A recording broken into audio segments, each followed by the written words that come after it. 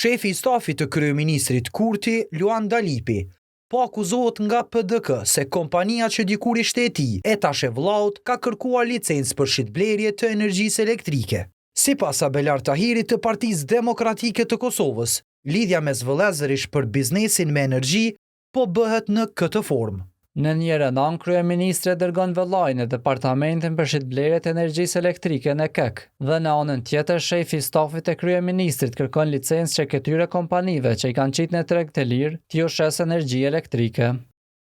Fjalë bëhet për kompaninë Management and Development Associates LLC, me pronar aktual vëllaun e Luan Dalipit, Driton Dalipi. Luani nuk e mohoi se vllau është duke kërkuar licencim për shitjen e energjisë elektrike në tregun kosovar. Ai madje inkurajon vëllaun të jetë sa më i suksesshëm në këtë biznes. Dritoni s'është ministër, s'është këshilltar, s'është as roje te dera, është thjesht një qytetar i lirë që pas 20 vitesh punë të suksesshme në biznes, ka vendosur para rreth një viti me provu fatin në tregun e liberalizuar të energjisë, si çdo tjetër, aplikoj ligjërisht siç bëjnë njerëzit normal.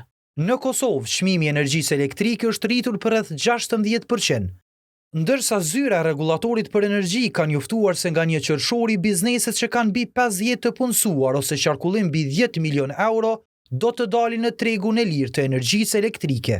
Ky vendim është kundërshtuar me protesta nga bizneset që i prek, sepse sipas tyre kostoja do të bëhet e papërballueshme. Shënjestër.net